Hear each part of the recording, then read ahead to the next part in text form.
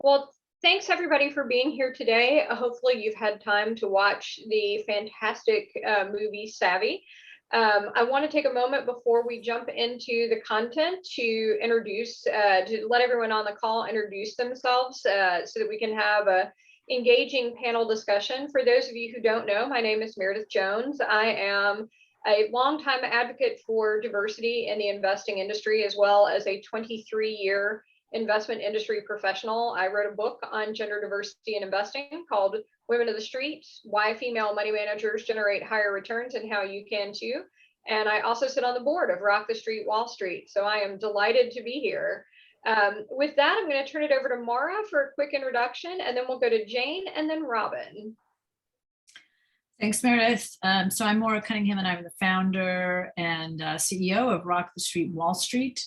And our mission is we're a financial and investment literacy program designed to spark the interests of a diverse population of high school girls into careers of finance. And thrilled to be here today.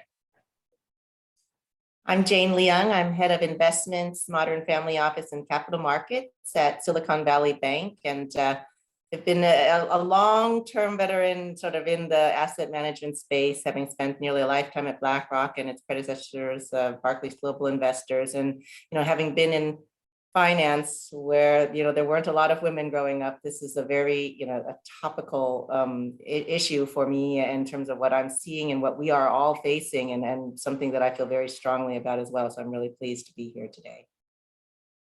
And hi, I'm Robin Hauser. I am director and producer of the documentary Savvy. Well, great. Hopefully everyone had a chance to watch the film. I watched it over the weekend and enjoyed it immensely. Just to give everyone a quick Siskel and Ebert style synopsis of the film. Basically, the documentary Savvy is really looking at the historical, social, and cultural norms that tend to disrupt women's relationship with money, and it tries to explain using what I thought was a lot of great humor and storytelling why it is that women often take a back seat when it comes to their finances, and how, what we can do as women to really take control of our money. And I thought it was particularly interesting. This is a problem that I've been facing in my career pretty much the entire time, and even before that. My mom used to drive Meals on Wheels, which delivers food to senior citizens, and she always said that when a spouse died, if it was the husband that died, the wife didn't know how to write a check, and if it was the wife that died, the husband didn't know how to boil water. And I think we're a little bit better than that now, but obviously still have a long way to go. So first question is to Robin. Tell me a little bit about what inspired you to produce this movie. Well, I was 50 when, for the first time in 25 years, I found myself divorced and solely responsible for my financial well-being. And despite the fact that I am well-educated, I have my MBA, I, like many women, sort of turned a blind eye to sort of our financial situation while I was married. I handled a lot of things in the relationship, and he handled all that. But I was not so pleasantly surprised with the reality of our financial situation. So I began to turn to friends of mine and talk with them and try to talk to them about money. And I was really, I guess I wasn't that shocked because it's sort of taboo in our society to talk about money, but I was surprised that even amongst some of my closest friends, they were really uncomfortable talking to me about money, even things like, how much have you saved for retirement? How much do you think we need to save? Where are you investing? Questions like that. And so I thought, if I have these sort of issues, there must be a lot of other women out there also.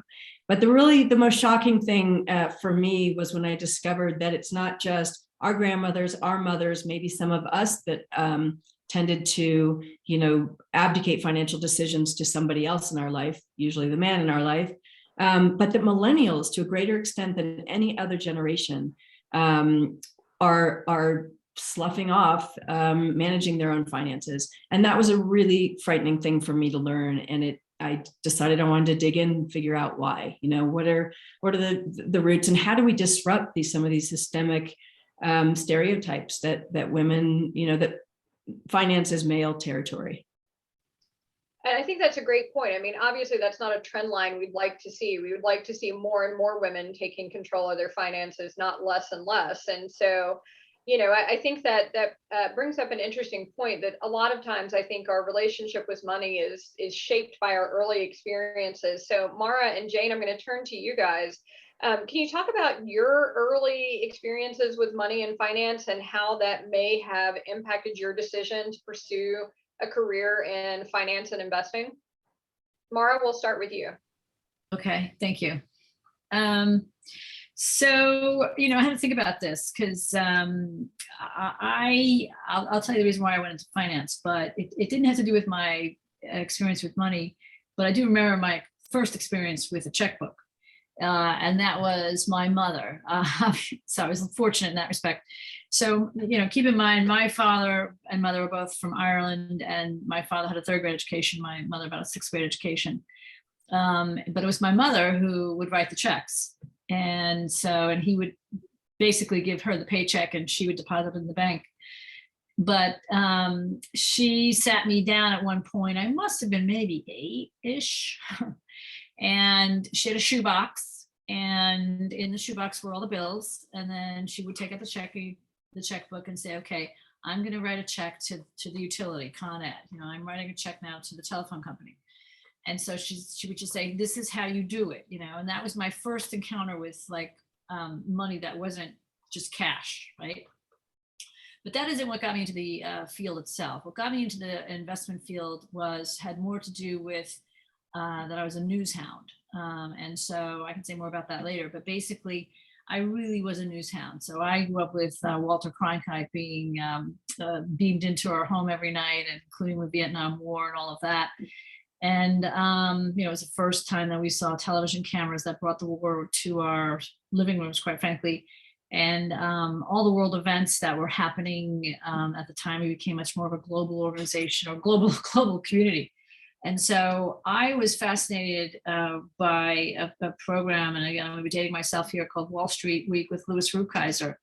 And I would find that those panelists that he had on could speak ad infinitum about, in a good way, about any topic he picked. And I thought that was even better than the news people that I was watching with Uncle Wally on CBS back in the day. And I thought, wow, they really know their stuff. And I could see how if you followed the money, you could follow the world's events. And so for me, that was the key to the mysteries. And that's why I went into finance. Great. And Jane, how about you? Yeah, well, my earliest memories of kind of money and sort of having things and came from my parents, as you would expect. And it's interesting because at the time, I remember feeling, it was like a good thing because they would always say, oh, Jane, don't worry about it. If you need something, if it's good for you, like mommy and daddy will buy it for you. And I just remember thinking, well, that's cool. But then as I got older, I just remember thinking but this is but what if what if I want something else? Or what if they don't know? Or what I mean, it just felt so powerless. And so I just remember going from this feeling of feeling secure to feeling like I have no idea where things are coming from. And so I guess when I could get a job, which I remember my first job and getting my first checking account, it was a joint account with my dad, but it was when I was about 14 or 15. I got a job after school and wrapping gifts and kind of being a cashier at a little local boutique. And I just remember feeling like I could control things. I could see money going in my account, and now I had some money and I could buy things. And I just liked that feeling of being able to control and being, in control of my stuff. And I don't know that necessarily led me into finance. Frankly, I kind of fell into it. I had an internship with a really, really great set of partners who were wealth advisors or brokers at the time at Payne Webber. And the woman partner ended up running her own registered investment advisory firm in the early 90s in Beverly Hills. It was a boutique one. And I basically started in that internship role, but then really found that I loved helping people. I loved managing money. I loved that control and that being able to give advice. And so when I came out of school, I actually followed the woman partner who then, started her own firm, which was a firm that worked almost solely with women who had come into money either through divorce or through being widowed. And my boss had written 2 books, one called Money Smart, it was for women, and then another sort of secondary complementary book called Money Smart Divorce. And so that was where, I really learned to, see how rewarding it was to help women in these situations who had found themselves suddenly with money, not unlike Robin, as she described in her divorce, and not really knowing how to take care of it, and being able to help them with my knowledge, and also just seeing how people felt so much more in control and happy with themselves. So that's how I ended up getting into the career of finance, and it's been, been in it ever since. Well, certainly, even though your and Maura's early experiences didn't lead you to the career that you had in finance, certainly your comfort with money probably wasn't a hindrance. And I find that was the same for me.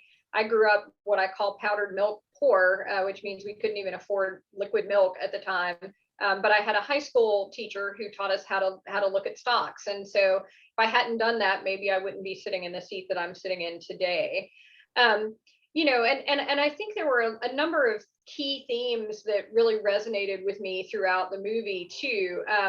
Perhaps one of the biggest ones for me was that women save and don't invest. I still remember when my grandmother died, she was a saver. Everything was in the bank and CDs and whatnot. We even found money in like the pockets of her house coat. And so that really hit home for me. But I'm curious, Maura, Jane, and Robin, was there any storyline? Was there any particular thing about the women in the movie who were talking about their challenges with money that stood out for you? And Robin, we'll start with you. Well, yeah, I mean, clearly all those stories stood out to me amongst, say, probably the over 75 of people that I interviewed for the film. And each one of them has such a compelling story about their own issue, whether it's financial fragility, financial abuse, credit card debt, student loan debt. I think that the divorce scene obviously was a very important one to me. And it still sort of infuriates me how women, 5 years after divorce, women, because we don't have the same earning potential, because we don't earn, we earn 80 cents to the dollar, if we're lucky enough to be a white woman, and a woman of color earns even less than that.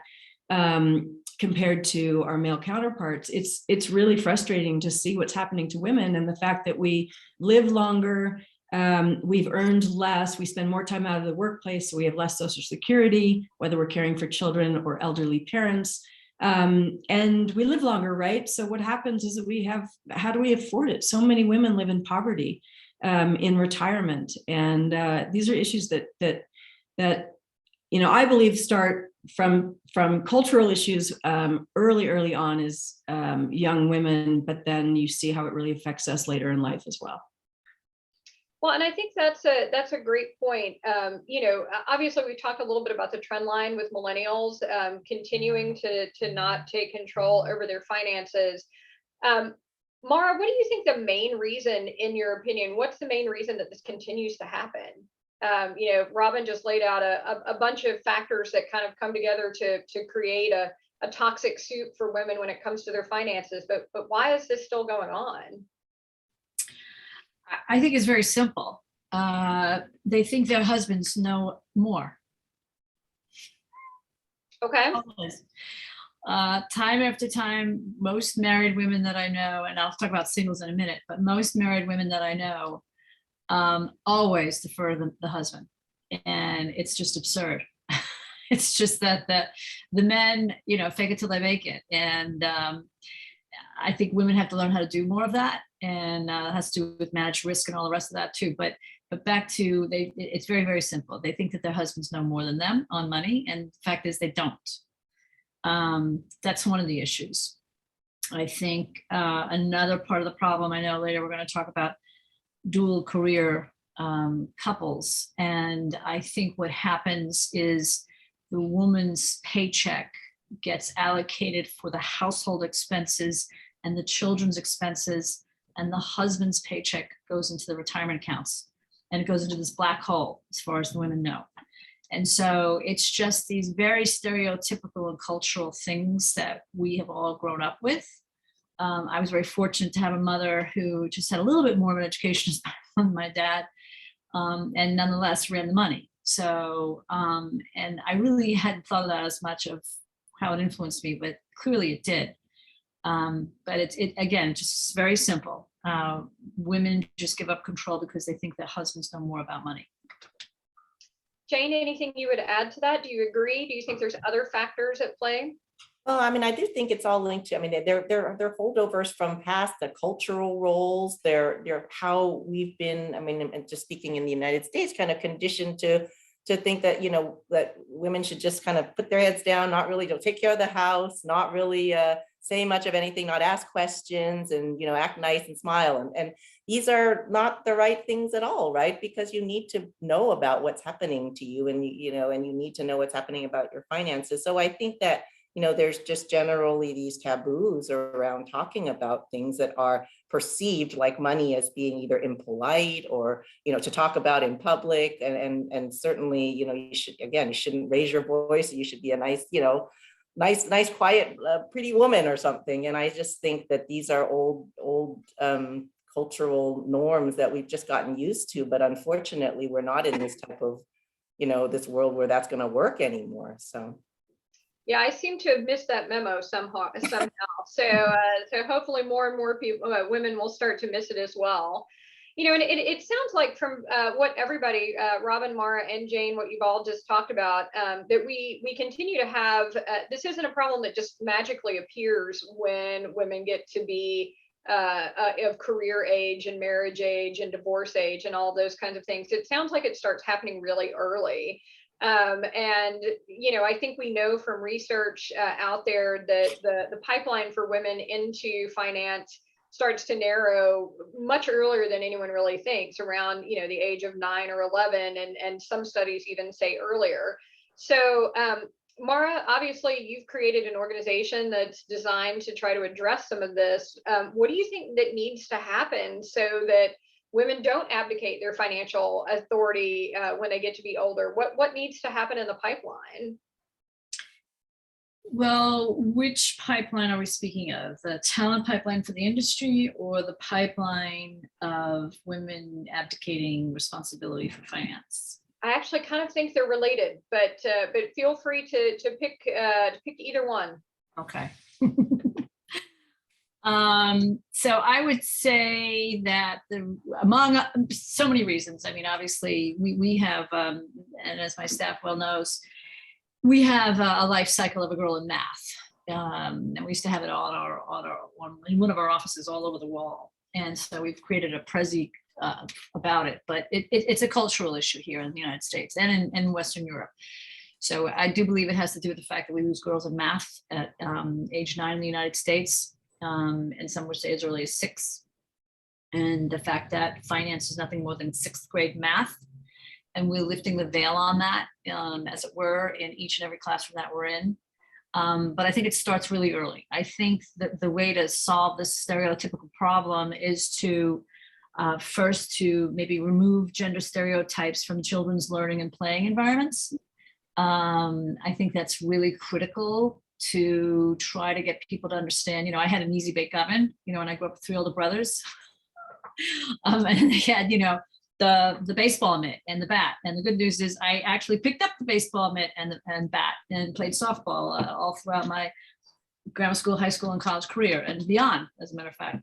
So I think the gender stereotypes were removed for me just by virtue of the fact of my place of birth, order of birth in my family. My sister is much more stereotypical than I am. For instance, she was the first of 5 kids, and then my 3 brothers and then I. So they did remove the gender stereotypes without even realizing what they were doing. Or I had other role models in that I had 3 older brothers who I was looking at saying, well, why can't I do that? So I think it's really important to first remove the gender stereotypes from children's learning and playing environment. I think also we have to identify the power of dynamics in stereotypes. And because if you have the money, you have the power. And then I think people, I'd like to think that we can break stereotypes. It's just so incredibly hard. I do have to hand it to the next generation and how their fluidity in gender roles. I never ever envisioned anything like that. So I mean, it's really fascinating as I continue to watch and observe and participate in some of that in the sense of our students. We hear about it from our students. I think we also have to acknowledge shared responsibility for identifying and confronting stereotypes. I think, if you see something, say something. I was playing today, I won't go into all the details, but I was playing this morning at in an athletic sport, and a man, said, well, ladies first. And he said, well, of course, Maura, unless that's you take offense to that because it's, a gender thing. And I didn't say anything, because I just didn't feel it was worth it. But later in the day, he's a very religious individual. And I said, Clay, I said, next time I want to let you know if, how would you feel if on the court where we're playing, I said something to you about your religiosity. I said, you have to understand, you can't just say those things to people and get away with that anymore. So, the good news is that you really have to confront it. I think that's the point. So I'll leave it there, but I would like to hear what the others have to say. I would just add too that I do think that, while sometimes it may be obvious to some of us who are, care about these things or watching these things, I think that some people, they don't even realize what they're doing or not doing. And so to Maura's point, I do think it is important to point things out, because sometimes it is a bit of ignorance. Sometimes people just don't realize. They're kind of falling back to their norms or just living in the way that they've always lived. But I think a lot of this, and this is why we have these types of sessions, is around education and around talking about it and bringing up things that we wouldn't otherwise talk about, and getting all the kind of issues on the table. And I think as we do that, that will, lead to an awareness, some aha moments that people will say, oh, yeah, no, that's not right. Okay, no, you're right. And then, they'll start to have those conversations with more of their network, and it will broaden. And I think over time that helps to change, behaviors in the right way. Yeah, and sorry, go ahead, Robin. No, I was just going to say, it takes about, I've read that it takes about a generation to change a stereotype.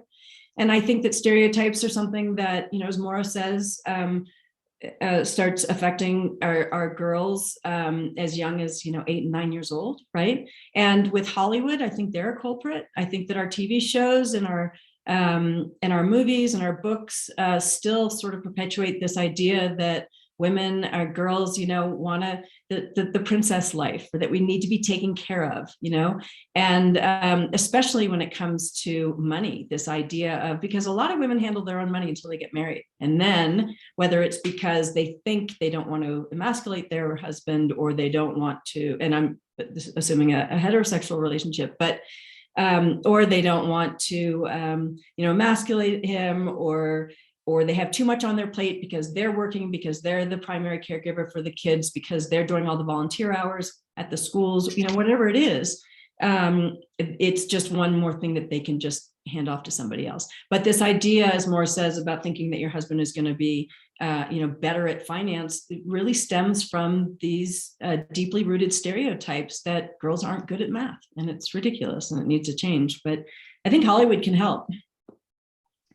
Well, and I think I had a benefit because growing up, my mom was a math professor before she retired, and so I was forced to convert kilometers to miles and things like that on car trips and do all kinds of things. And so, I think that that's another thing, along with some of the education I got that made me interested and qualified to have the career that I have.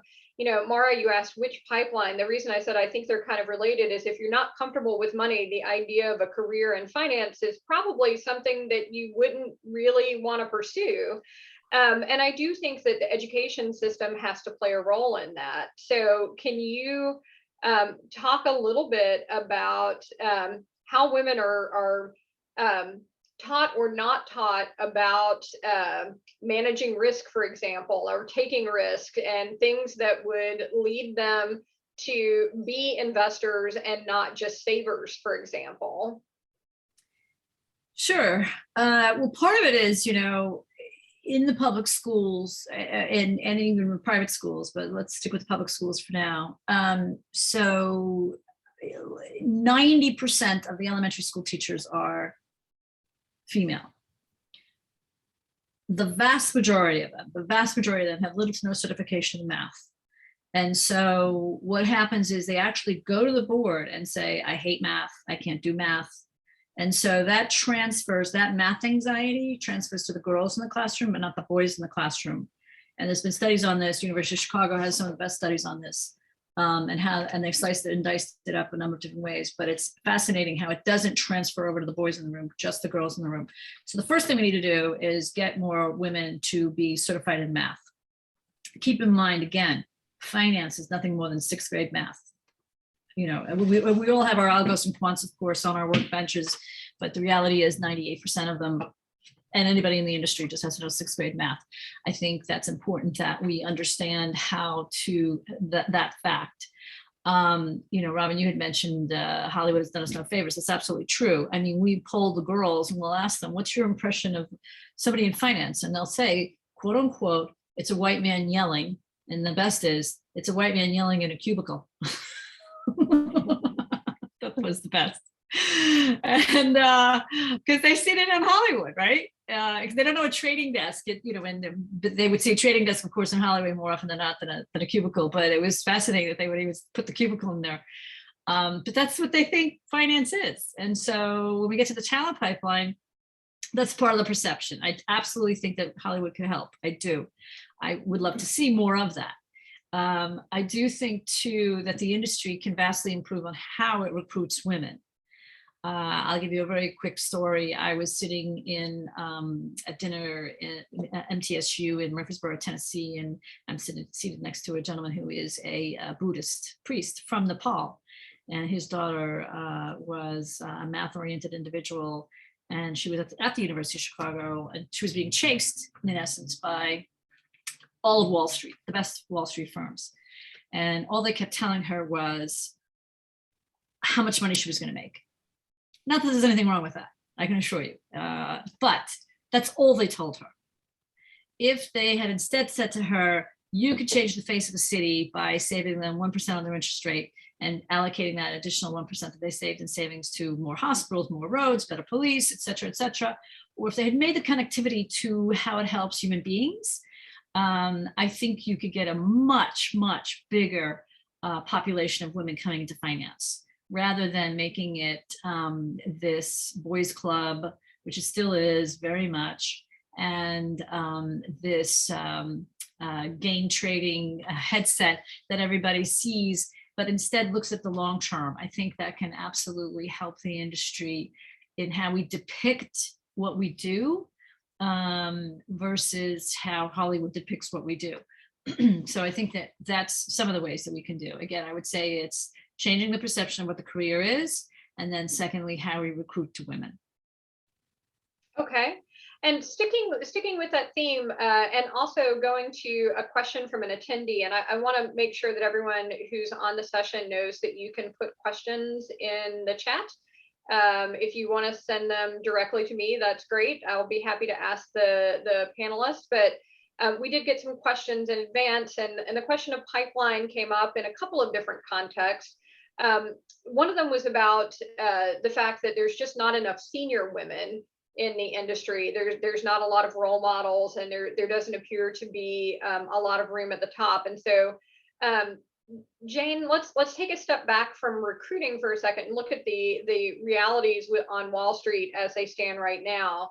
The question from the audience was, there's a huge gap in gender diversity in senior leadership in finance. How do we ensure more talented women remain in careers where they're on track for promotion to these roles?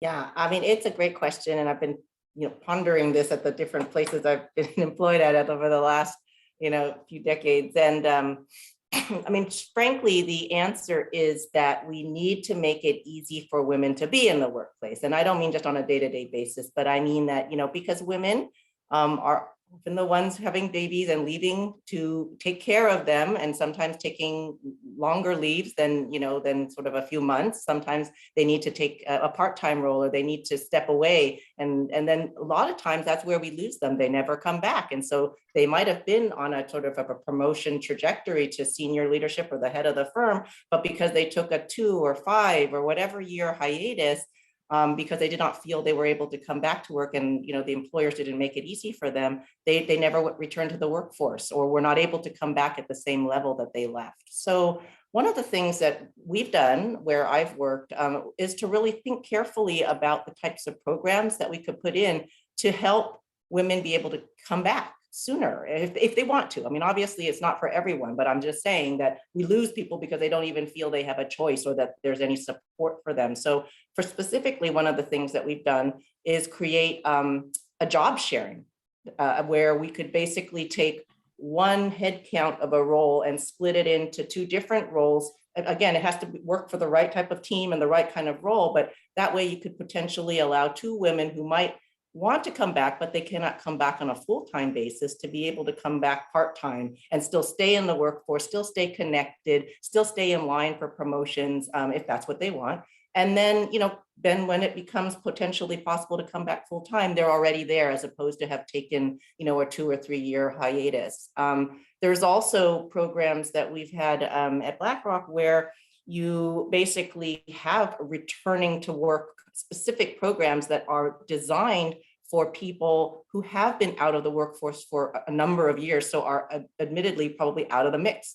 And so it helps them to kind of re-enter, find roles that would be appropriate and where they can actually fit in and assimilate quickly, and then kind of get back on the path again, if that's what they want.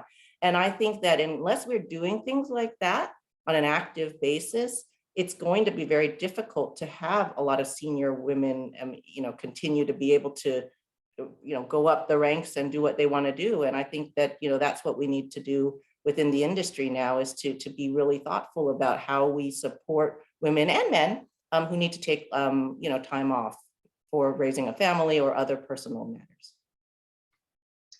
And I think that's a great point. I often tell people that one of my biggest frustrations with work-life balance programs is that they're all geared towards females. And the last time I checked, parenting and having a family was a human problem, not a woman issue to address. And so to the extent that folks that are creating those programs can normalize taking advantage of all of it, and having it be more equitable, that would be a tremendous thing in many ways, because I can't tell you the number of times I run into young women in the industry who have benefits that they don't want to use because they think that it's going to be some sort of knock against them later on in their career. And so I often say to the senior men in a firm, for example, if you're going to go leave work to go to your kid's soccer game or to go see them be first lobster in the school play, tell people about it, because it normalizes it for everybody else.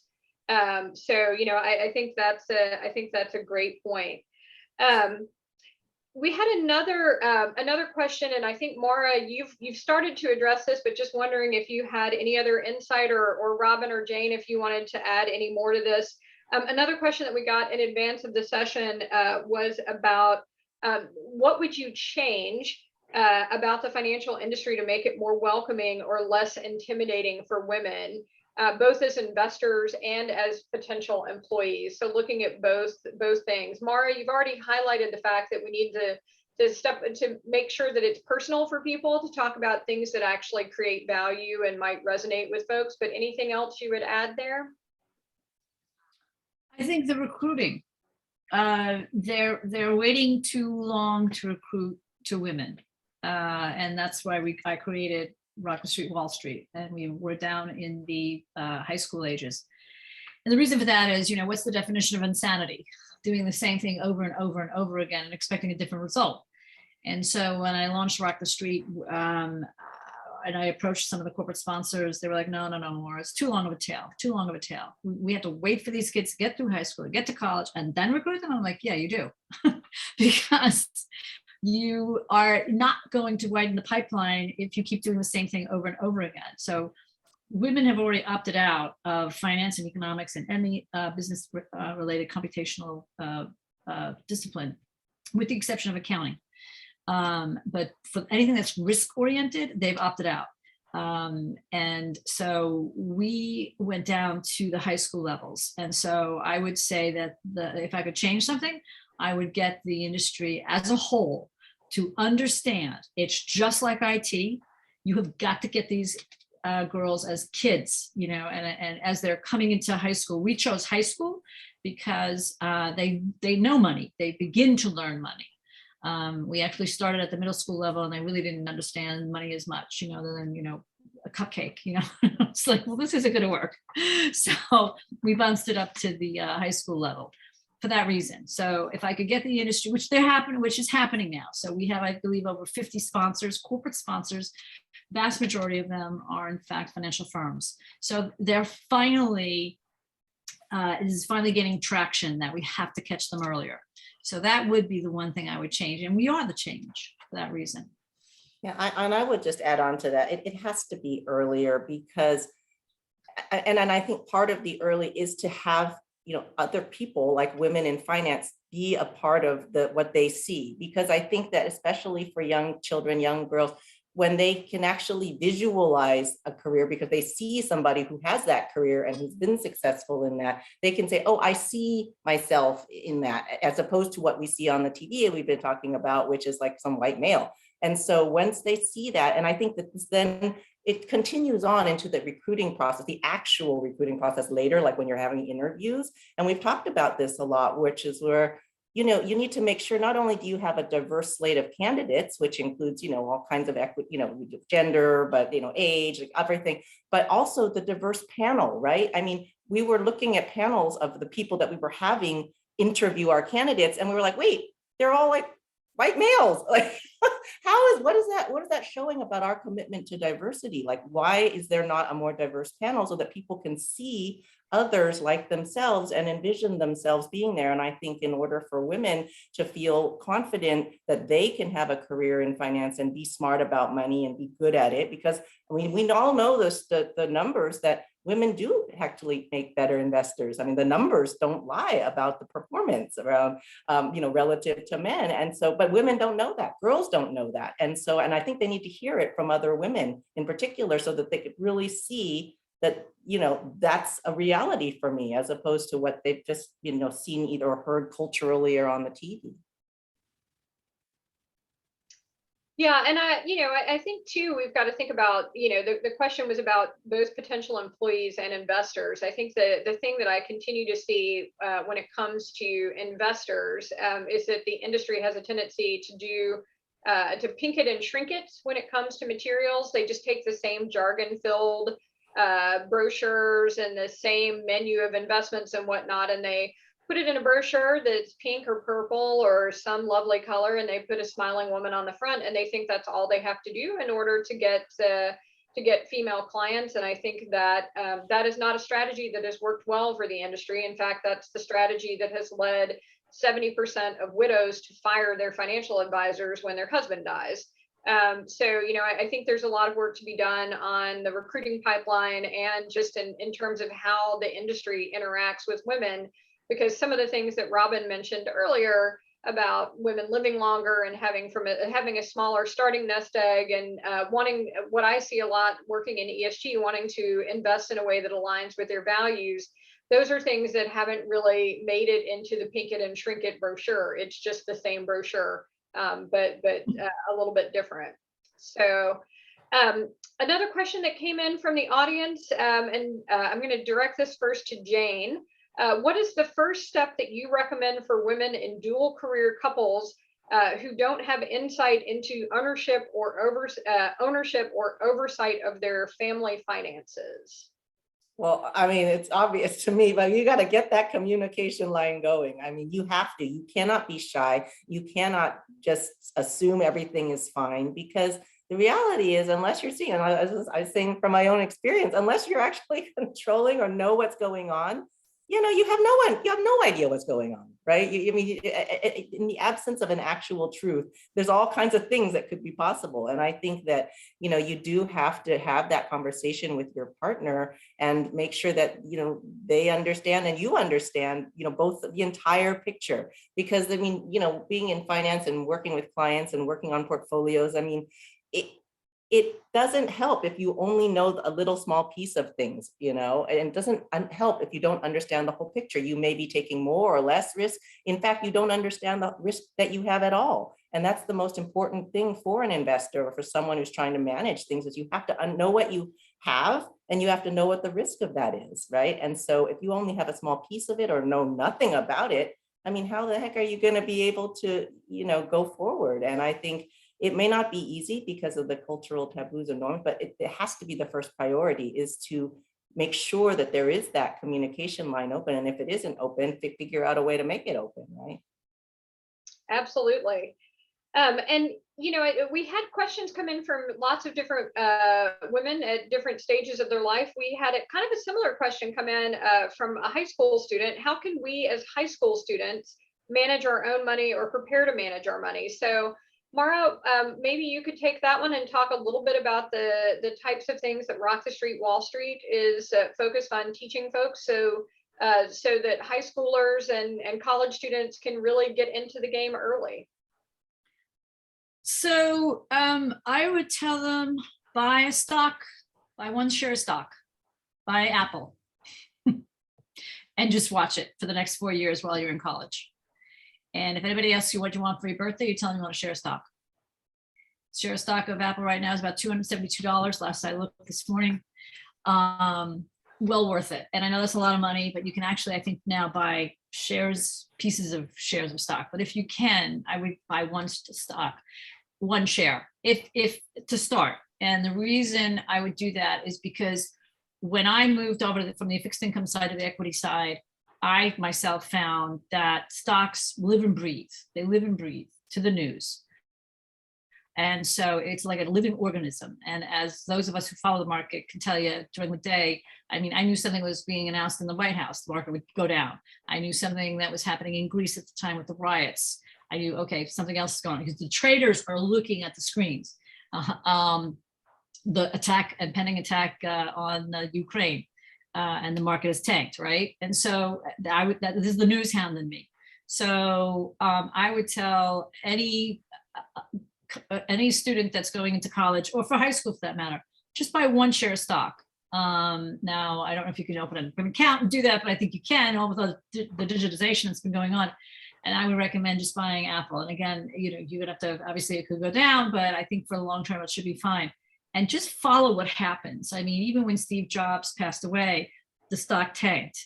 And you can see what happens. You can see how the economy is going. You can see how rates rise, rates go down, stock prices go up and go down.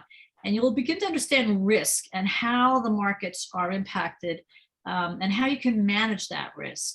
And so that's my one takeaway, I hope, for the college bound kids, or post high school, shall I say, kids. You don't have to necessarily be going to college these days, but just buy one share of stock and follow that thing for 4 years, or 2 years, one year. But follow it. Just have an alert on your phone about what's happening with that particular company, whether it's quarterly earnings, which you begin to understand what quarterly earnings are. But it's very, very simple. Buy one share of stock. Jane, Robin, anything you would add to that? Yeah, I mean, I think that the learning is incredible, right? And I think bringing it into the reality of things. I know when I was volunteering on the Rock the Street Wall Street with one of the groups of girls, and they had so many questions about the stock market and the portion where we actually do a stock portfolio and we monitor and look at it, and just even the questions are like, well, how would you do that? How do I buy that? But I think you could just see the wheels turning and the interest, because it is an exciting thing. But again, I don't think that we are introducing this or providing the exposure to girls or boys like early enough. And I think, that is really what I think gets people really interested and makes it really real and brings the world all around them as part of them. So yeah, I think that's a great suggestion. I was lucky to have a father who was an investment counselor. And I remember he gave me a share of General Motors when I was like, I don't know, 10. And I also, remember thinking that this was, I'm like, what? Like, this isn't what I was looking for. But every single morning at breakfast, we opened the newspaper, the San Francisco Chronicle, and we searched, and he made me look for it and find it in there and see whether it had gone up or down. And I think that was a really, I was really fortunate to have that sort of education. And I would also say, specific to the question, what can we do to be prepared? High school and going into college, get a job. I can't believe how many people don't have their kids get jobs in high school. And I think it doesn't matter what it is, whether you're pulling cappuccinos or whether you're, at the, I don't know, coaching swimming or something, but just do something and earn money. And then you start learning about, the value of money and what it costs to buy things. And I think that's incredibly important for young kids to have jobs. Outstanding. And I just want to remind everybody, feel free to put your questions in the chat. You can either send them to everybody or you can send them directly to me, Meredith Jones. We have a couple more questions, and I realize that we're running a little short on time, but want to get to a few more of the audience questions that were sent in advance. One of them, I think it's something that really has to do with one of the very pervasive perceptions of women, particularly in finance, and that is that maybe women aren't always incredibly kind to one another in the grand scheme of things when it comes to trying to get ahead. And so one of the questions that we had was, how can women in the industry foster trust with one another and industry peers at large? So anyone want to tackle that one first? Maura. Sure.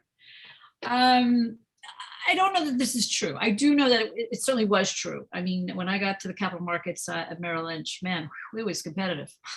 And I was a kid from the Bronx, and most of the people I was with were from the Ivy League schools, and I was like, whoa, it's a different set of rules here. And I think, though, in my humble opinion, the reason why we get that, rap is because women think that there's room for only one of us at the top, because we come from a headset of scarcity, because there are so few women of us that look like us at the top. And just imagine if we turned that around and thought like the men, where we thought the world is our oyster. We got 50 men at the top. So I think we were kind of trained to think that way, in that it's what we saw. And I will share this story with you that was really, really telling to me. I have a dear friend who is also an advisor to us, and Meredith, you know him. And he told me this story. Now, he himself is Indian, brown, and at his school was an African-American man as well, boys back then, both of them. And the boys in the room, the white boys, quite frankly, would pit them against each other, even though they didn't really not like each other, dislike each other, but they felt that peer pressure of being pitted against each other, so much so that they ended up in a fight. And he said, Maura, I don't know why I fought him. And he said, but the peer pressure around me made me feel like I had to fight this kid, because I felt like they had to like one of us. And so it's this pit bull headset of women, because we see so few of us. And I think hopefully that will change. But I have to say, I think it's outside forces that this is happening to us. We're letting, in essence, men do this to us, among other things. And so we have got to come from a headset of abundance rather than a headset of scarcity about room at the top. And I think if we change that, and I don't buy that trope about women and being, that kind of thing anymore. I really don't. I honestly don't. I think it's the circumstances of being in a pit bull fight that causes some of that to happen. And we just have to figure that out and get rid of that. Yeah, I think that's my experience is that you either come from a place of scarcity or abundance, and scarcity means that if someone else gets pie, that your piece of pie is worth less. And if you come from a place of abundance, there's plenty of pie. And you take a step up the ladder, and not only do you go up the ladder, but you reach your hand out to help lift the next person up. And that's a really, I think that for me, that's the number one lesson that I took from the very few women that I've run into in this industry that had that scarcity mentality, is that I don't ever want to be like that. So always come from a place of abundance. So just wrapping up, two last short things. Number one, want to ask each of our panelists 90-second takeaway. What is the number one? What's the single biggest thing that you think our audience should take away, either from the movie or from this conversation? And like I said, rapid fire, 60 seconds. And Robin, we'll start with you. Yeah, I'd say to, all those things you've put off, if you haven't signed your wills, if you haven't sat down with your partner to discuss where you have, what debt you have, what savings you have, you talk to your partner about money. That's what I would say. Make sure that make sure you have your stuff together. Excellent. Jane?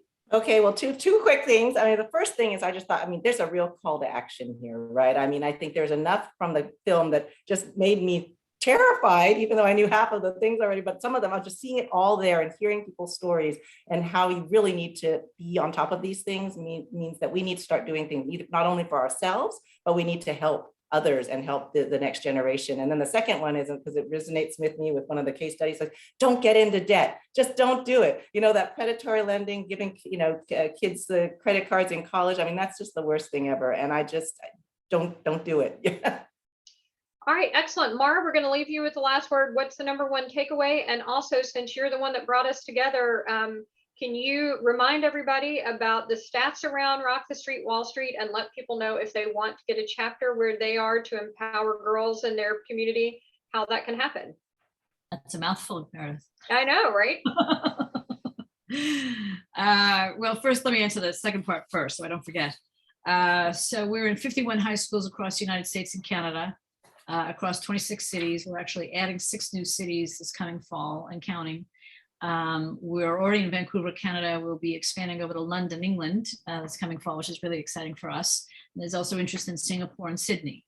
And so we're really, really excited about our prospects. And this is all during a pandemic. As far as what you can do, again, I'm thinking of the students, because that's my headset. Actually, real quick, couple of things. First of all, take courses on economics, finance, and money management.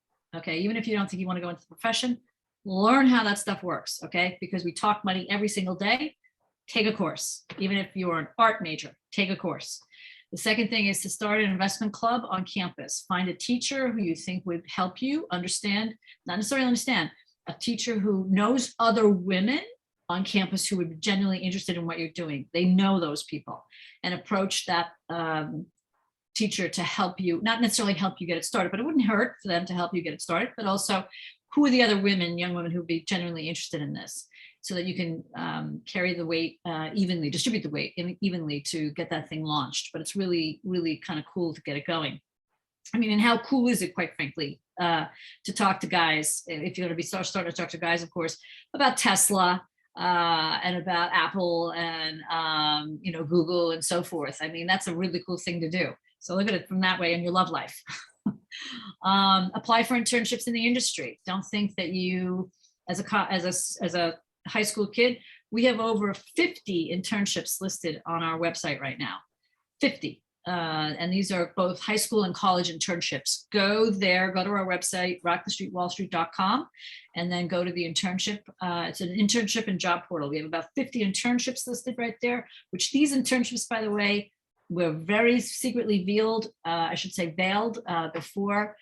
So we're bringing light on these opportunities to the lower socioeconomic status students. Go there, apply. You'd be surprised what they're looking for in way of a student. And then the last thing I would say is just get going. Don't depend on the high school or the college professors and so forth to spoon feed this to you. Just get going. Just you start it. Start among your friends, and just start it. Just do it, as they say in Nike. But just get going, because they're not going to give this to you.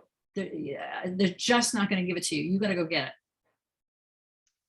Well, I think that is a great call to action and a great way to end the session. So appreciate everyone who watched the documentary Savvy. Hope you loved it.